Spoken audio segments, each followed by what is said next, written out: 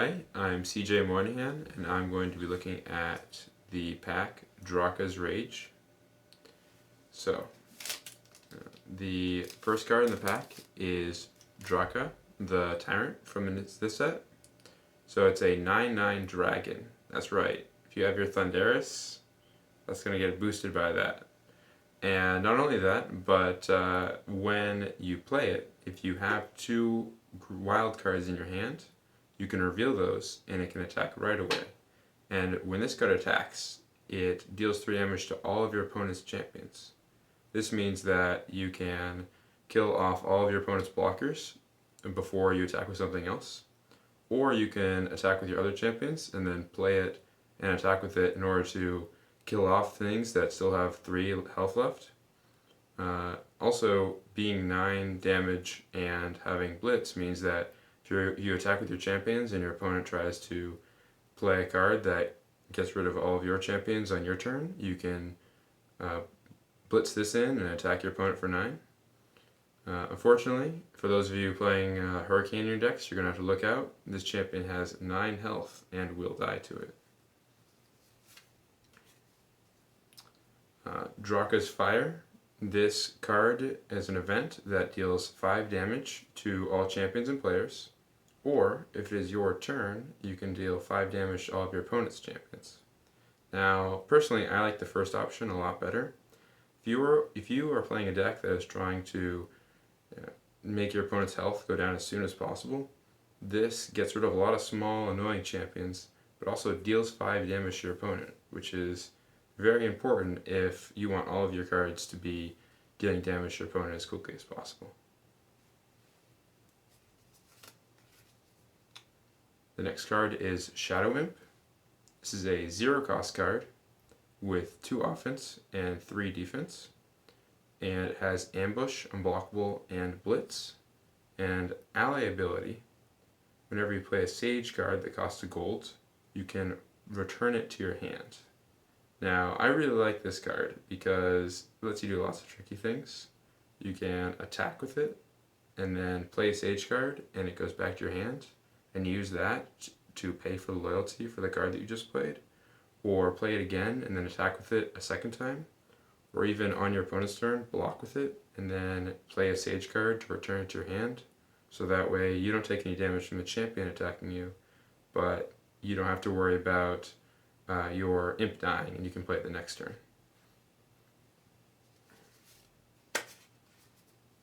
Next card on our list is Necrovirus.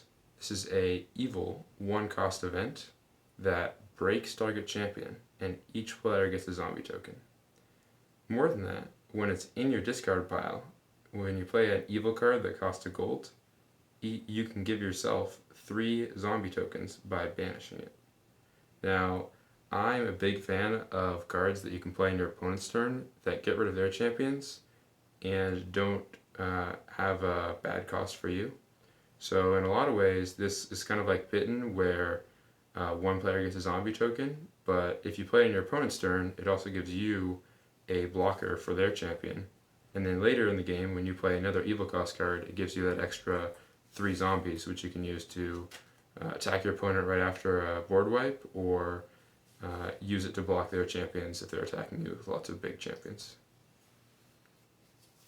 And our next card is Zealous Necromancer. Another zombie card. This is a evil champion for 1 gold. It has 3 offense and 4 defense. It has Ambush, and when it comes into play, you get to draw a card. But the best part about this card is that whenever another non-zombie champion is broken, if this champion is still in play, then you get a zombie token. And what that means is if you are playing against another deck who has a lot of small minions or champions, or if it's your deck has a bunch of human tokens, this card can be really tricky because when your opponent has to decide whether they are willing to let your or their champions die, because for each non-zombie that dies, you get another zombie token. And so if your opponent is attacking you with a bunch of human tokens, one at a time, and you have this champion out, then there's not much they can do, because every time you block one of their human tokens, their human token will be broken, and then you'll get a zombie token to block their next human token.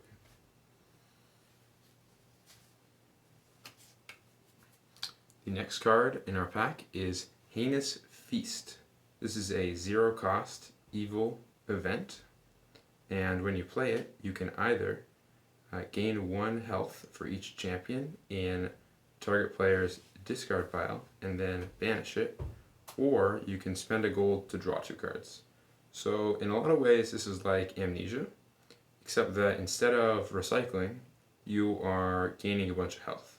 So in a deck where you are not so much worried about how many cards you have in your hand, but more worried about beaten down by decks that are aggressive or have a lot of damaging spells, this card is a lot better at preventing you from dying and getting rid of the discard pile.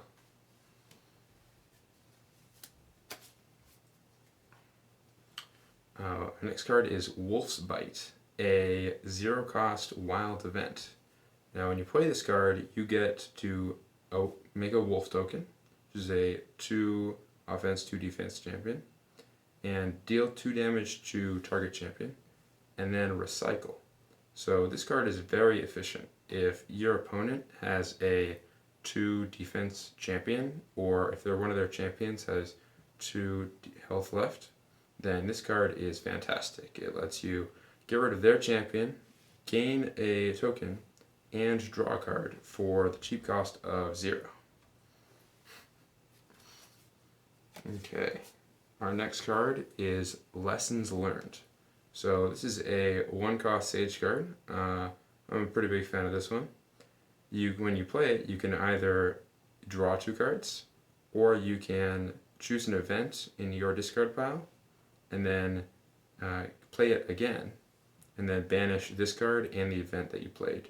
So in a deck where you have a bunch of events and you wish there was a way that you could reuse them faster than something like Memory Spirit, this card lets you immediately follow up an event with the same event, or reuse a board wipe or a card that deals damage to your opponent right after later in the game or earlier in the game when you want to just have the second effect happen again.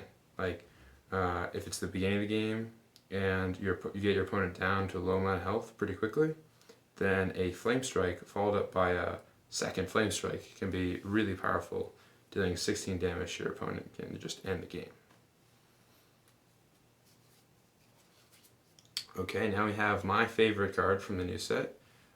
Misguide Herald is a Sage champion for 1 gold, and it has 3 offense and 2 defense, and airborne. But the really cool part about it is its tribute ability. So when you play it, you get to look at the top 5 cards of your deck, and you can put a champion from among them into play, and the rest go on the bottom of your deck. So it's kind of like you get a 3/2 champion, pretty decent, and then you also get whatever else is on top of your deck. That could be another champion with a tribute or a loyalty ability. That could just be a huge champion that your opponent has to deal with in addition to your 3/2 champion that now exists, or another Misguide Herald, in which case you just get to do the Misguide again.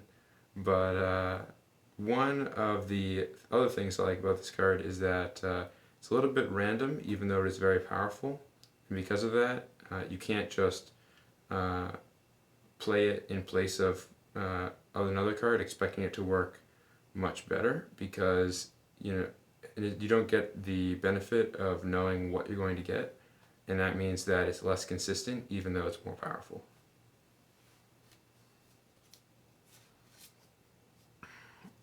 Okay, our next card in the pack is Insurgency.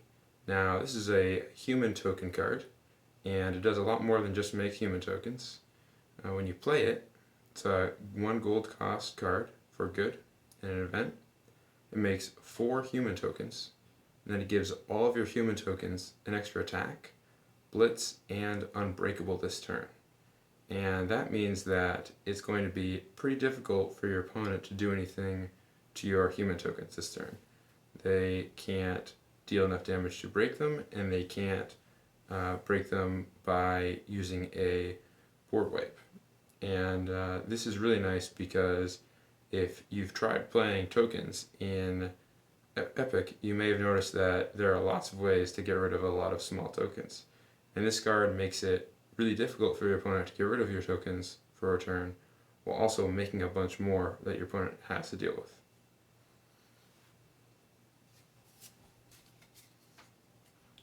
So our next card is Blind Faith. Now this is a really interesting card from the new set.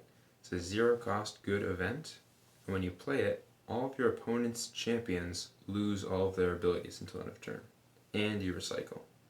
Now what does this mean? It means that any of those keywords that they have on them, like Airborne and Blitz and Untargetable and Unblockable, go away, in addition to any of the other abilities they might have. And this can do cool tricks like letting your champions on the ground block their champions with Airborne, or letting your Airborne champions fly over their champions with Airborne, or even letting you do things like banish a Thunderous, which normally wouldn't be possible because it's unbanishable.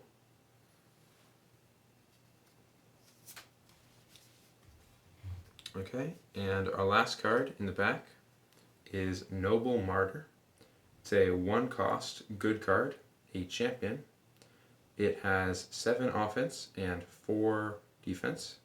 It has Blitz and Unbanishable. And when it's in your discard pile, whenever you play a good card that costs gold, you can put it on the bottom of your deck and make 5 human tokens. Now, the card that I really enjoy seeing this with is Inheritance of the Meek. Now that's from the base set, and it banishes all non-token champions, and you can play it on your opponent's turn. Now why is this great with that? Because not only is this unbanishable, which means that if you play Inheritance of the Meek on their turn, then you can play it on your turn, attack with it, or if it's already out, then it doesn't get affected by it. But also, if this is in play and you attack with it and it dies, then you can play a gold cost good card that banishes champions or gets rid of their champion, or even just another champion that makes a bunch of human tokens, so that way on their turn when they attack you, you have plenty of champions to block with, or you can just overwhelm them by using another pump card for all of your good champions, like the Insurgency that we looked at earlier. Lastly, we have the Wolf token in the pack. It's the same as the token in the base set, but the art is different. So there is the Wolf token on one side and the Zombie token on the other side. Each of the packs has either a Wolf token or a Human Demon token in it.